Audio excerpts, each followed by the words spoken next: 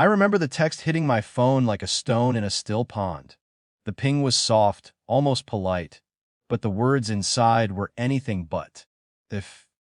Maybe if you weren't so pathetic, you'd be worth inviting. I stared at it for a long while, letting the fluorescent glow of my kitchen light bleed into the night. There was no immediate anger, no tears. I had spent years cataloging these small dismissals, each one a notch in the ledger of my life, the invitations I never received, the comments whispered over my head, the way my presence had always been optional, never essential. I thought of the venue first. Not the chapel, not the caterer, not even the florist, but the space itself: glass walls, polished oak floors, chandeliers that had cost more than my monthly rent. My family had been obsessed with it. Weeks ago, I had overheard my mother boasting about it to a neighbor. Valorf, it's perfect. Everything must be perfect. And she wouldn't understand perfection if it hit her in the face.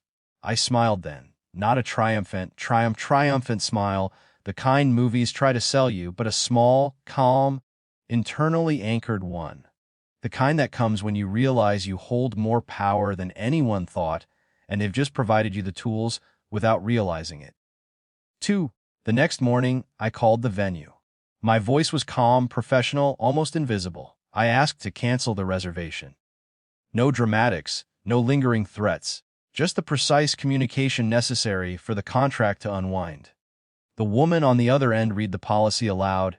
I listened patiently, nodded when required, and signed the necessary digital forms. By noon, the venue was mine, no longer to give or withhold. I watched the confirmation email sit in my inbox for a moment, then closed my laptop. It wasn't a victory. Not yet. It was a quiet shift, a repositioning of the scales, and that was enough. 2. By evening, my phone buzzed again. Another text, this one from my sister. "What the hell did you do? Everything is ruined. Mom is freaking out. This is all your fault." I didn't respond. I couldn't.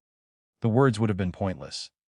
I poured myself a glass of water, carried it to the balcony, and leaned against the railing.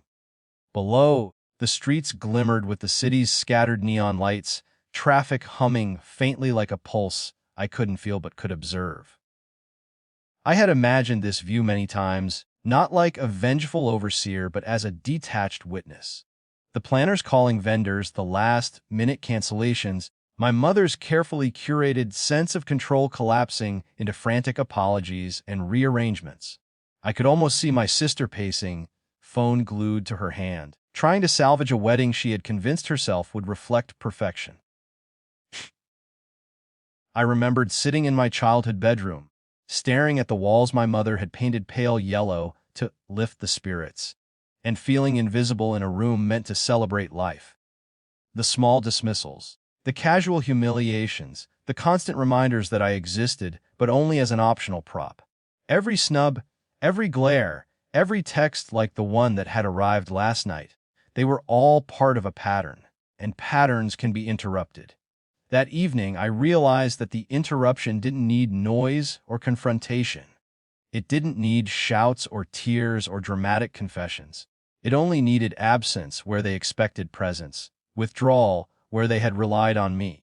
I had always been the invisible lever. Now, I pulled it. The chaos unfolded predictably. Vendors called my mother, then each other, confusion layering upon confusion. Guests received tentative emails, apologetic texts, and last-minute cancellations. My sister, frantic and sharp, tried to reclaim some sense of order, but found that some things could not be sewn back together in an evening. I watched it all from my apartment, feet propped on the balcony railing, the glass of water sweating in my hand. There was no glee in the watching. There was no petty laughter. Only observation, a quiet acknowledgement that the world shifted in a way it hadn't before, simply because I had stopped being part of the mechanism. My mother called later that night.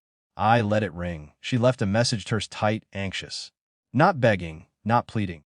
Just the edges of panic that seep through when someone realizes the foundation they counted on is gone. I didn't call back. I didn't need to.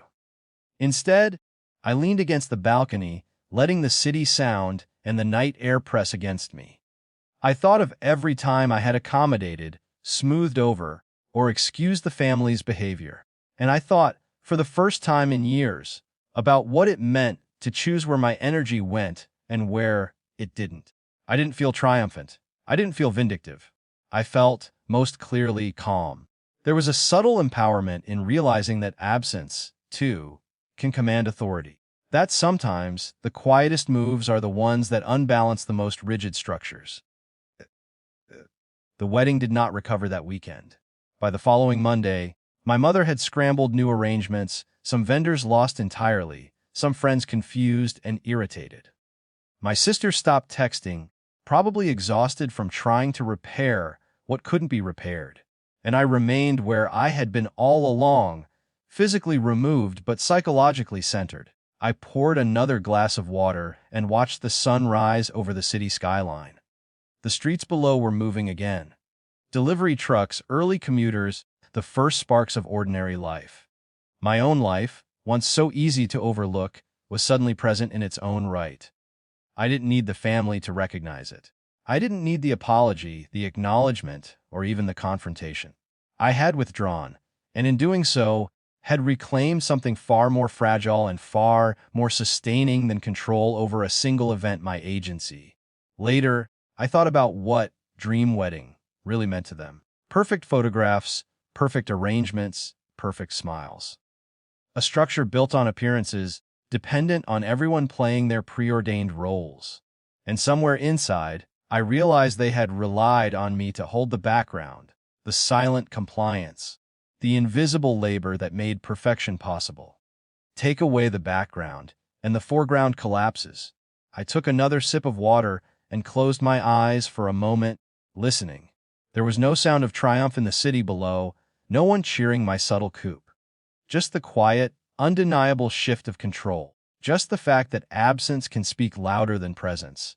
And that power sometimes resides not in assertion, but in calm, deliberate withdrawal. And that, I decided, was enough.